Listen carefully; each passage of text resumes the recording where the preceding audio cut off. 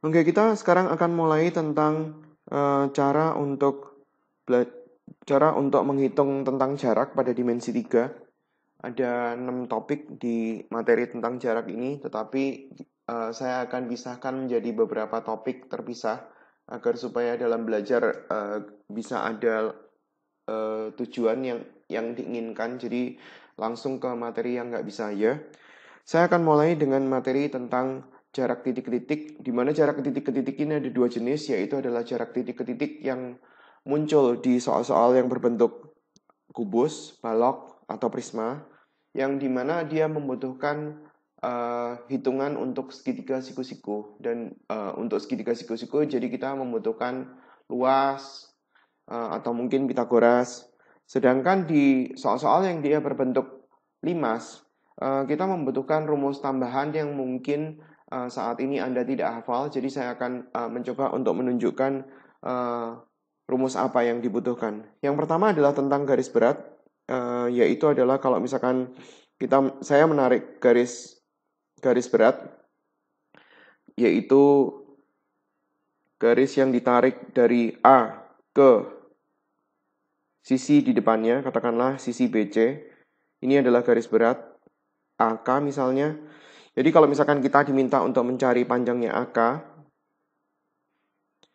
rumusnya adalah AK kuadrat sama dengan AK itu adalah garis yang ditarik dari sudut A. Jadi dalam hal ini sudut A diapit oleh AB dan AC. Jadi kalau misalkan kita mau mengingat rumusnya, itu adalah setengah dikali dengan AB kuadrat ditambah dengan setengah dikali AC kuadrat dikurangi dengan seperempat BC kuadrat. Sekarang coba Anda lakukan untuk garis yang lain. Misalkan saya bikin dari C ke sisi di depan AB. Di sisi AB misalkan adalah L. Bagaimana cara mencari CL? CL ditarik dari sudut C, yaitu adalah sisi yang mengapit dia adalah AC dan BC.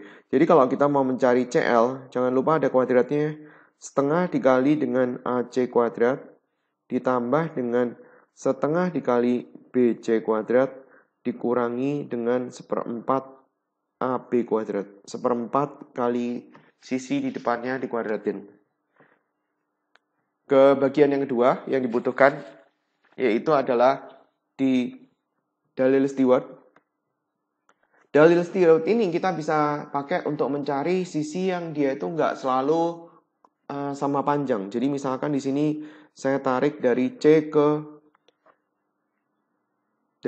ke sisi yang lain, yaitu misalkan adalah D misalnya, di mana diketahui AD dan BD itu berapa. Jadi kalau misalkan kita mau mencari CD, mungkin kalau misalkan mau ngafalin, itu dikasih simbol yang sama mungkin. Di sini saya kasih simbol bulat, ini saya kasih simbol bulat yang di sisi yang berhadapan. Ini bintang, ini kemudian bintang. Jadi kita bisa lihat bahwa CD kuadrat dikali dengan CD kuadrat sama dengan AC kuadrat dikali sama sisi yang di seberangnya, BD, ditambah dengan BC kuadrat, dikali dengan AD, dikurangi AD, BD, dan AB. Coba Anda yang melakukan. Misalnya saya ambil titik E di sini. Jadi bagaimana cara mencari AE? Bisa langsung nggak? AE kuadrat, katakanlah ini saya kasih tanda bulat, terus kemudian di sini adalah bintang, AE kuadrat sama dengan AB kuadrat dikali dengan CE. Nggak ada kuadratnya, ditambah dengan AC kuadrat dikali dengan BE sama dengan, dikurangi dengan CE, BE, dan BC. Itu adalah rumus daripada dalil Stewart. Ini adalah rumus yang sebelumnya. yaitu persegi panjang istimewa yang sudah saya masukkan di bahasan sebelumnya. Ini juga persegi istimewa yang mungkin diperlukan nanti pada saat kita menghitung jarak titik ke titik atau jarak yang lain. Jadi saya masukkan aja nanti pada saat pas mau lihat tinggal langsung dilihat ke halaman itu. Oke, kita mulai dari yang pertama, yaitu adalah jarak dari S ke Q. Kalau kita mau mencari jarak dari S ke Q, berarti kita untuk kubus, balok maupun prisma, kita tinggal membuat segitiga yang dia itu siku-siku. Terserah, yang penting dia bisa dibuktikan bahwa dia adalah tegak lurus. Saya mau menarik garis dari D ke S. Saya mau menarik garis dari D ke S. Jadi kalau misalkan kita tarik dari D ke S, ada garis seperti ini, maka ini adalah siku-siku. Tahu dari mana itu adalah siku-siku? Karena HD tegak lurus dengan bidang ABCD. Masalah tentang ketegak lurusan ini saya sudah bahas di topik sebelumnya. Jadi coba lihat di situ, saya ada kasih cukup banyak hal tentang ketegak lurusan. Kemudian baru kita hubungkan dari Q ke S. Pada saat kita sudah mendapatkan bidang yang kita mau tahu, gambar di luar agar supaya menghitungnya lebih mudah. Kita tuliskan Q, D, ini tegak lurus, S. Terus kemudian masukkan info-info yang diketahui. Dalam hal ini kita mau diketahui rusuknya adalah 4. Berarti kita, karena posisi Q-nya itu adalah, posisi Q adalah di tengah-tengah daripada DH. Berarti kita tahu bahwa QD itu adalah 2. Terus kemudian DS, kita harus mencari. Kita butuh QS, jadi DS harus ketemu dulu. Kalau kita mau mencari DS, berarti kita bisa memanfaatkan ketegak lurusan DCS. Jadi saya pisahkan dulu. DCS itu kalau misalkan kita gambar posisinya ada di sini. DS, ini siku-siku, di C, ini 4, ini 2. Jadi kalau misalkan kita mau mencari Pitagorasnya adalah Pitagoras dari 16 dan 4, berarti 20. Kita bisa ketemu bahwa DS 2 akar 5. Tinggal masukin ke sini 2 akar 5 dan kita bisa mendapatkan QS dengan Pitagoras. Berarti QS adalah akar daripada 2 kuadrat ditambah dengan 2 akar 5 kuadrat. Hasilnya adalah 2 akar 6 cm. Ke bagian berikutnya, yaitu adalah 5 segitiga teratur dengan panjang rusuk alas 8 akar 3. Jadi kita tahu bahwa AB itu adalah 8 akar 3. Ini 8 akar 3. Rusuk tegaknya 12, berarti AT adalah 12. Titik P terletak pada TC, sehingga TP PC 1/2. Berarti posisinya P, TP PC. Posisinya P itu lebih dekat ke T. Ini posisi P. Kita mau mencari jarak dari A ke P, dari sini ke sini. Pada saat kita sudah tahu posisinya dia di mana, copot bidangnya dalam bentuk dimensi 2, dan kita hitung di luar, karena itu akan memudahkan. Jadi saya gambar di sini, T, ini C, ini dibagi perbandingannya 1/2, P-nya di sini, dari sini ke sini tahu, itu adalah AC, terus kemudian informasinya ditulis. TC itu adalah 12, dari sini ke sini 12, jadi karena perbandingannya adalah 1/2, berarti di sini panjangnya adalah 4, di sini panjangnya adalah 8, AT panjangnya 12, terus kemudian AC rusuk alas 8 akar 3. Kita bisa menggunakan, dalam hal ini adalah dalil Stewart. Kalau misalkan lupa, lihat yang di depannya. Jadi kalau misalkan kita mau mencari AP kuadrat sama dengan 12 kuadrat dikali dengan 8 ditambah dengan 8 akar 3 kuadrat dikali dengan 4 dikurangi 4 dikali 8 dikali 12. Hitung sendiri ya. Karena nggak terlalu susah untuk mencari AB. Terus kemudian yang berikutnya kita masuk ke topik jarak titik ke garis. Kalau kita mau mencari jarak titik ke garis, ini adalah langkahnya. Buat titik ke garisnya jadi sebidang, tentukan nilai kosinus sudut untuk segitiga yang besar, kemudian sinus sudut untuk segitiga siku-siku untuk mencari jaraknya. Ini adalah langkah umum dan langkah ini sebenarnya bisa dipakai untuk semua jenis soal dari titik ke garis. Untuk mencari jarak juga bisa menggunakan luas segitiga siku-siku, tetapi soal ini soal tertentu, jadi nggak semua soal bisa, jadi kita harus melihat masing-masing soalnya, apakah dia bisa digunakan atau tidak. Kalau misalkan nggak bisa digunakan, ya jangan maksa. Oke, ke soal. Kita mau mencari jarak dari titik ke garis untuk P ke BR. P ke BR. P di situ, BR di sini.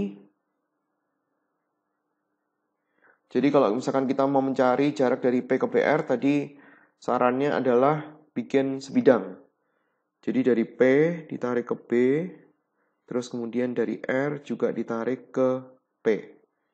Bikin dia jadi sebidang, saya gambarkan dia di luar dengan bentuk segitiga sembarang. Kita nggak bisa menghakimi bentuk segitiga siku-siku karena dia belum tentu segitiga siku-siku. Terus kemudian dihitung jarak titik ke garis itu membutuhkan tetap jarak titik ke titik. Jadi masing-masing tahapan itu nyambung. Jadi kalau misalkan kita nggak bisa satu, kalau kita mau berharap untuk bisa menghitung jarak titik ke bidang tanpa titik ke garis, ya nggak bisa. Kalau kita mau menghitung jarak titik ke garis tanpa titik ke titik, ya nggak bisa. Jadi setiap tahapan Anda harus benar-benar menguasai sehingga pada saat dibutuhkan, Anda bisa mengerjakan soal-soal seperti itu. Kita mau mencari dari P ke B. P ke B, mungkin saya langsung aja.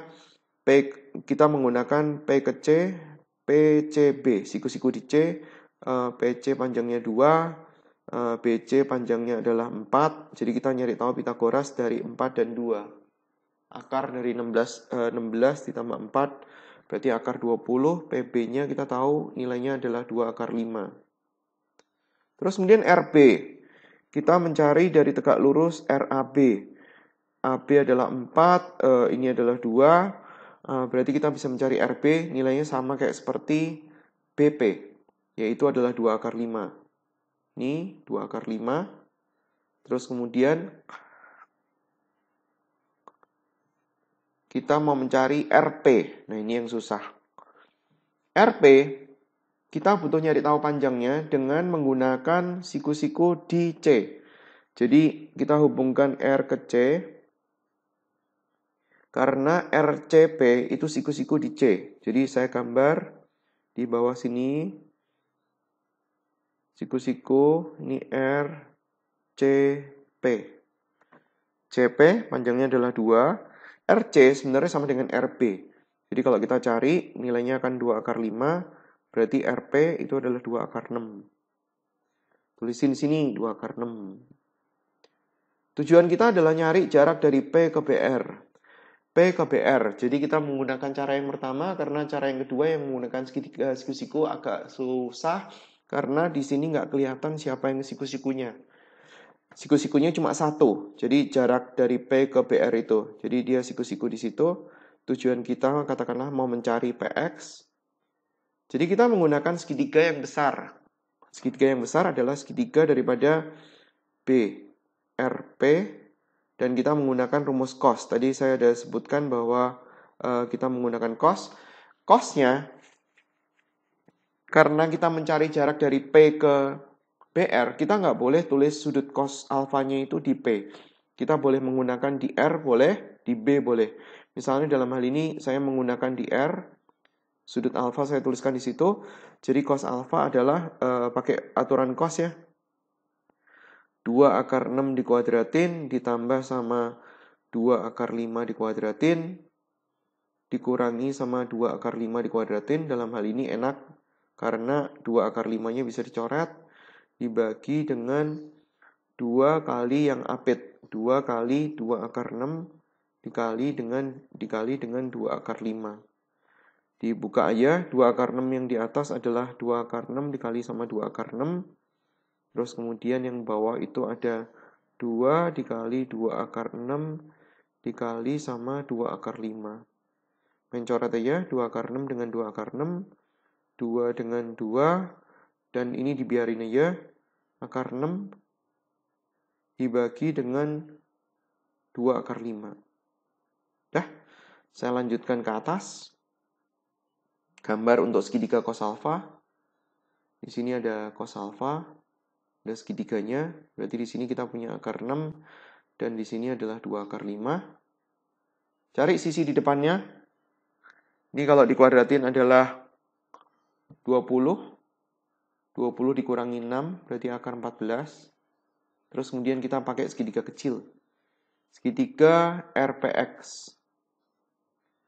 Di segitiga RPX kita menggunakan sin alfa. Tadi kan saya ngomong bahwa kita gunakan dulu segitiga yang besar, cari cos, terus kemudian pakai segitiga kecil yang siku-siku, pakai sin. Dalam hal ini kita melihat di segitiga ini. Sin alfa itu adalah PX dibagi dengan miring. Dalam hal ini adalah 2 akar 6. Jadi kalau kita mau mencari PX itu sama dengan 2 akar 6 dikali sama sin alfanya nyontek daripada segitiga yang ini. Sin alfa berarti ada akar 14 dibagi sama 2 akar 5. Tinggal disederhanain, 2-nya bisa dicoret. Nah, berarti di sini kita punya akar 6, akar 14 dibagi sama akar 5. Selesain sendiri ya. Ini harus dikali dengan akar sekawan, akar 5, dan seterusnya. Jadi PX-nya bisa ketemu dalam satuan sentimeter. Soal berikutnya kita mau mencari jarak dari S ke BH.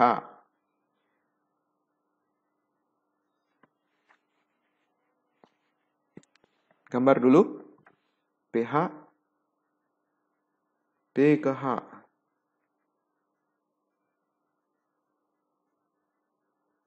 Terus kemudian kita nyari tahu jarak dari S ke BH, gambarnya kurang lebih seperti ini. Ini S-nya ada di sini. Ini S, ini B, ini H. Dan cari panjangnya masing-masing. Situ kita butuh ini, katakanlah ini adalah SX. Berarti kita nyari tahu SX. Cari panjangnya masing-masing. SH, S posisi tengah-tengah, berarti kita tahu bahwa ini 2. BH adalah diagonal ruang, berarti nilainya adalah 4 akar 3. Kita butuh SH. SH kita bisa mencari dari SCH. Kenapa kita bisa mencari dari SCH? Karena SC tegak lurus sama CH. Kenapa SC tegak lurus sama CH? Karena SC tegak lurus dengan bidang yang belakang. SC tegak lurus sama bidang belakang berarti maksudnya CDHG. Tahu dari mana SC tegak lurus? SC tegak lurus sama CDHG. Alasannya ada di bahasan sebelumnya, yaitu SC tegak lurus dengan CD. SC itu juga tegak lurus dengan CG. Gambar SCH. SCH gambar kurang lebih seperti ini. Siku-siku, di sini adalah S, di sini adalah C, di sini adalah H. CH kita tahu 4 akar 2, diagonal sisi. Terus kemudian SC nilainya adalah 2. Terus kemudian tinggal Pitagoras.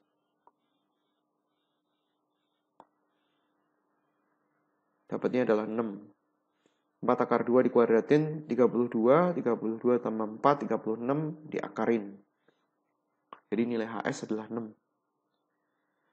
Pakai segitiga yang besar. Segitiga, saya taruh sudutnya di mana ya? Di sini aja lah, tulisannya bisa gede. Pakai segitiga yang besar, yaitu adalah segitiga HSX. Hitung nilai cos alfa. Jadi nilai cosinus alfa adalah 4 akar 3 dikuadratin, ditambah sama 6 dikuadratin, dikurangi sama sisi di depannya, dikuadratin, dibagi 2 dikali 4 akar 3 dikali sama 6. Kosinus alfa 4 akar 3 dikuadratin 48 ditambah sama 6 dikuadratin dikurangi sama 4. Ini biarin aja supaya kita bisa kerjain pakai coret-coret. 2, 4 akar 3 kali 6. Agak ke sebelah kiri supaya agak bisa lebih panjang. Kosinus alfa sama dengan 48 kurangi 4. 44.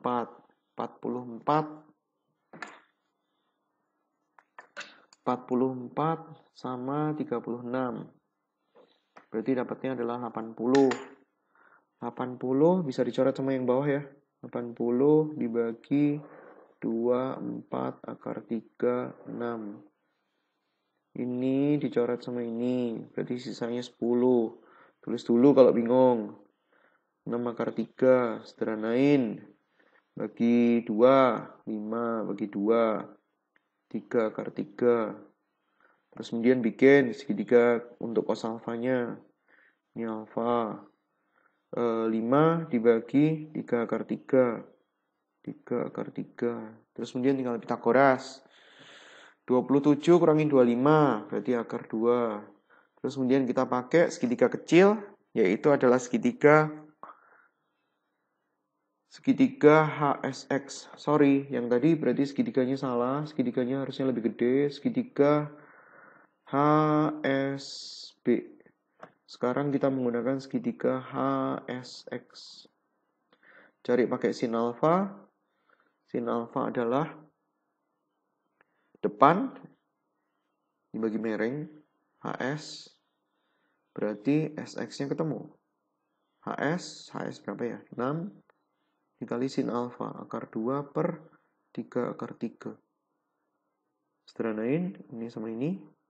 2 dikali akar sekawan berarti kali akar 3 atas dan bawah. Kali akar 3 berarti 2 per 3 akar 6. Itu jawabannya. Nah, kalau kita mau menggunakan segitiga siku-siku, untuk yang soal ini bisa, karena di sini ada yang siku-siku. Jadi kalau misalkan kita gambar, mungkin kita harus gambar dia agak lebih lebar. Saya ganti pen supaya dia bisa kelihatan beda. Kita mau gambarnya yang gedean. Jadi tadi kan gambarnya gini. Ini adalah B, ini adalah S, ini adalah H. Di mana di sini ada yang siku-siku di sini. Ini ada siku-siku di C. Kita butuh SX. X-nya di sini. Siku-siku, ini X. Jadi pada saat kita mau mencari luas untuk segitiga BSH, kita bisa memanfaatkan alasnya BH, setengah BH. Dalam hal ini tingginya adalah SX. Atau kita bisa menggunakan alasnya adalah BS. Dan dalam hal ini tingginya adalah CH. Setengahnya bisa dicoret. BH kita tahu, 4 akar 3. SX kita nggak tahu. BS kita tahu, 2. CH kita tahu, 4 akar 2. Berarti kalau misalkan kita sederhanain, ini coret sama ini, SX-nya ketemu. 2 akar 2 dibagi sama akar 3. Sama kayak seperti ini. Dah, cari sendiri ya. Jadi sebenarnya kalau misalkan kita bisa melihat bahwa dia segitiga siku-siku, sebenarnya cara pengerjaannya jauh lebih pendek. Yang berikutnya, saya mau mencari BKAP. BKAP ini, wah lumayan. B ke AP digambar dulu. Sama caranya. Kita harus hubungkan antara B dengan P. Terus kemudian tarik B ke AP. Digambar. Ini B, ini A, ini P, ini B. Ya berarti banyak yang kita harus cari tahu. Rusuk alasnya 8 akar 3. Ini 12. Tadi kita sudah ketemu AP kan ya? Atau AP belum ketemu? AP posisinya di 1/2. Ini sama kayak sebelumnya kan? Belum dihitung. Hitung aja ya di sini ya. Jadi kalau kita mau ngitung, angkanya besar sekali. Ada yang bisa difaktorin nggak? Coba difaktorin kalau bisa difaktorin. Jadi dia ngitungnya nggak terlalu susah. 12, 8 ditambah 8 kuadrat kali 3 kali 4 dikurangi 4, 8, 12. Faktorin yang bisa difaktorin karena di kelas 8 kan sudah belajar pemfaktoran. 12, 8. Bisa difaktorin 12. Terus kemudian yang tengah sisanya tinggal 8. Yang belakang sisanya tinggal 4. Berarti 12 kali 8 dikali dengan 20 kurangi 4. 16. Diakarin AP akar 12-nya kita bisa pecah 4 kali 3, 8-nya kita bisa pecah 4 kali 2, 16-nya nggak usah dipecah karena 16-nya bisa keluar dari akar. 4 keluar dari akar, 4 keluar dari akar, 16 bisa keluar dari akar. 4 keluar dari akar, 2, ini 4, akar 6. Jadi hasilnya adalah 16 akar 6. Itu AP. Kita pakai AP untuk ngitung yang lain di belakang. P-nya 16 akar 6 ya. AP 16 akar 6. 16. Terus kemudian BP. Ya BP ya sama ya. BP kan cara nyarinya kan dari segitiga BCT. Semua infonya sama kayak seperti pada saat mencari AP. Berarti di sini 16 akar 6. AB-nya adalah 8 akar 3. Tujuan kita mencari B ke AP. B ke AP ya tarikannya ke sini. Siku-siku. Ini. X kali. Kita pakai segitiga yang besar. Sudutnya taruh di situ. Pakai segitiga APB. Sama caranya. Kosinus alfa sama dengan yang ngapit yaitu 16 akar 6 dikuadratin ditambah dengan 8 akar 3 dikuadratin dikurangi sama 16 akar 6 dikuadratin dibagi 2 kali yang apit 2 kali 16 akar 6 dikali sama 8 akar 3. Ada yang bisa coret? Ini sama ini bisa coret.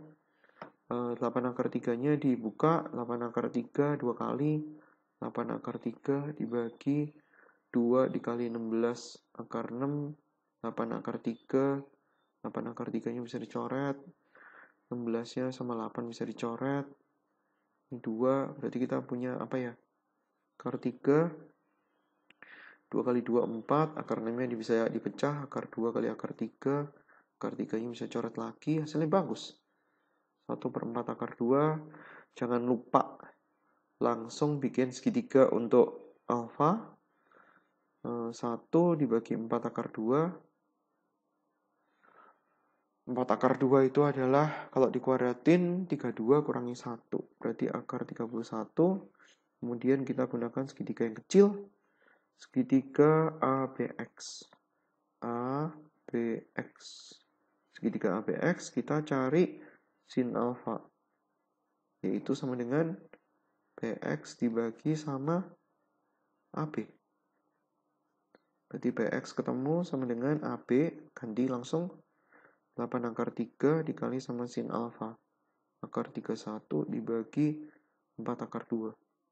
Sederhanain sendiri ya. Ini kan bisa nyari, gampang nih. Berikutnya adalah jarak titik ke bidang dari antara antara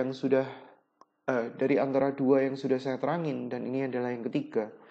Yang ketiga ini yang paling susah sebenarnya, jarak titik ke bidang. Masalahnya adalah soal yang jarak titik ke bidang ini, itu justru yang paling sering keluar. Soal yang jarak titik ke bidang ini membutuhkan dasar garis yang tegak lurus terhadap bidang. Jadi kalau misalkan lupa, lihat lagi 10 atau 12 contoh soal yang saya sudah bikin di bahasan sebelumnya ya. Langkah pertama adalah tentukan garis yang tegak lurus bidang. Ini sebenarnya langkah-langkah ini mestinya diikutin. Karena kalau misalkan kita ikutin, maka soal-soal yang dari jarak titik ke bidang itu sebenarnya jadi nggak terlalu susah. Nggak sesusah yang dibayangkan. Jadi yang pertama tentukan garis tegak lurus bidang. Jadi sebenarnya bayangin, kita mau nyari tahu jarak titik ke bidang, kita harus membuat garis yang tegak lurus bidang. Syukur-syukur garis yang tegak lurus bidang itu adalah garis yang langsung ngelewatin titik G, karena kita nyari tahu jarak dari titik G ke bidang. Langkah-langkahnya seperti ini, dan mari kita praktekkan. Sekarang kalau misalkan kita mau praktek P ke BDHF, gambar dulu. P, BDHF-nya dulu digambar, BDHF. Seperti itu. Langkah pertama. Saya tulisin langkahnya aja. Langkah pertama, apa yang kita bisa dapatkan. Langkah pertama, cari garis yang tegak lurus sama BDHF. Ya sebenarnya garis yang tegak lurus sama BDHF itu adalah AC. Kenapa AC tegak lurus BDHF? Ya kasih alasan. AC tegak lurus sama BDHF karena 1. AC tegak lurus sama BD. Mereka berdua adalah diagonal. AC juga tegak lurus sama BF. Kenapa begitu? Karena BF tegak lurus dengan ABCD. BF tegak lurus sama alas, berarti artinya BF tegak lurus sama semua garis yang terletak di alas. Saya ganti pen warna merah supaya gampang. Ini adalah garisnya. Terus kemudian langkah berikutnya, kita mau mencari garis baru yang ditarik dari P dan dia tegak lurus sama BDHF. Kalau kita mau langkah kedua, saya tulis nih karena agak bingungin. Dari P, tarik garis yang sejajar dengan AC. Kalau kita mau narik garis dari P sejajar AC, berarti harusnya P dan AC harus sebidang. Kalau P sama AC sebidang, maka kita bisa bikin bidang baru, yaitu bidangnya itu adalah ACGE. Bidang ACGE kalau misalkan saya gambar seperti itu, maka garis barunya itu seperti ini. Udah beres. Katakanlah garis barunya adalah apa ya? PY. Di sini ketemu garis PY. Nah, setelah ini kita cari tahu titik tembus. Jadi langkah ketiganya itu adalah mencari titik tembus. Cari titik tembus. Jadi materi ini itu membutuhkan materi menggambar titik tembus. Karena kita mau mencari titik tembus PY pada bidang BDHF. Jadi kalau titik tembus nggak bisa, ya berarti ngerjain ini nggak bisa juga. Kalau kita mau mencari titik tembus PY pada bidang BDHF, berarti menurut cara menggambar titik tembus, kita harus bikin bidang yang memuat PY. Udah, yaitu adalah ACGE. Langkah kedua, kita harus motongin antara ACGE sama BDHF. Ada di sini, di titik di atas dan titik di bawah. Titik tembusnya adalah perpotongan antara garis perpotongan dengan PY. Ya ini titik tembusnya. PX kali. Di sini kita mencari tahu PX. Nah, setelah kita tahu posisi PX itu di mana, copot bidangnya. Bidang yang memuat P dan X. Jadi maksudnya bidangnya adalah ACGE, gambar ACGE. Di sini kita punya A, C, G, E. Cari tahu posisi relatifnya. P kan di tengah-tengah. Y kan di tengah-tengah AE. Terus kemudian ada titik di sini, dia juga di tengah-tengah EG. Ini ada titik di sini, tambahin aja titiknya. Misalkan ini K, ini L. Berarti di sini ada titik K, ini di sini ada titik L. Hubungin garisnya. Dan kemudian kita kelihatan bahwa PX yang mau dicari itu adalah setengah daripada PY. PY itu sama dengan AC. Berarti dalam hal ini setengah dikali sama 4 akar 2 berarti adalah 2 akar 2 cm. Itu soal yang dari P ke BDHF. Sekarang coba soal yang agak susah, yaitu adalah Q ke ACF. Q ke ACF. Gambar dulu. Q ke ACF, misalnya saya gambar dengan warna merah. Q ke ACF. Ini F. Ini bidangnya. Terus kemudian langkah berikutnya, langkah-langkah. Jadi tulis langkah. Cari garis yang tegak lurus dengan ACF. Digambar, saya gambar pakai warna lain. Birulah. Jadi kalau kita mau nyari tahu tegak lurusnya, lihat lagi ya di soal tentang ketegak lurusan yang sudah saya paparkan beberapa. Tegak lurusnya dia itu adalah sama, katakanlah ini saya kasih titik O. Aduh, kok nggak mau?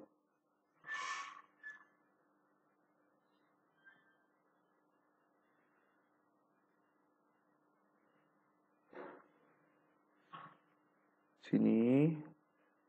Oh. Kok auto saving ya? Mana tadi?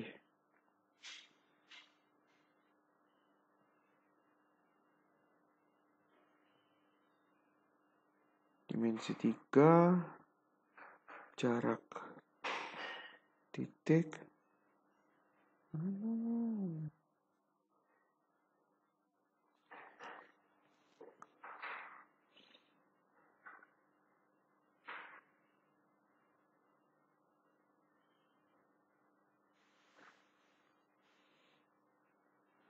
Saya mau lanjutin yang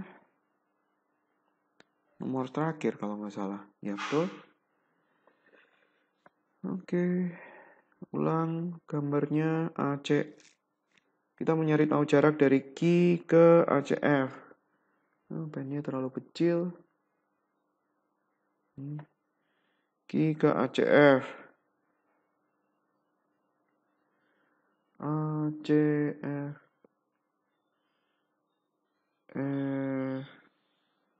AC. Dah. Terus kemudian kita mau nyari tahu garis yang tegak lurus dengan ACF. Saya gambar dengan pen warna beda. Di sini, ini ke sini, ini ke sini. Ini adalah titik O. Garis yang tegak lurus dengan ACF adalah BH. Yaitu BH. Kenapa BH tegak lurus ACF? BH tegak lurus ACF karena BH tegak lurus dengan FO.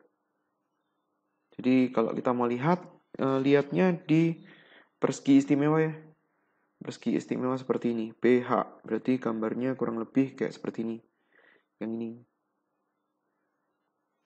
Yang di sebelah kanan. BH ini FO. Terus BH itu juga tegak lurus dengan AC.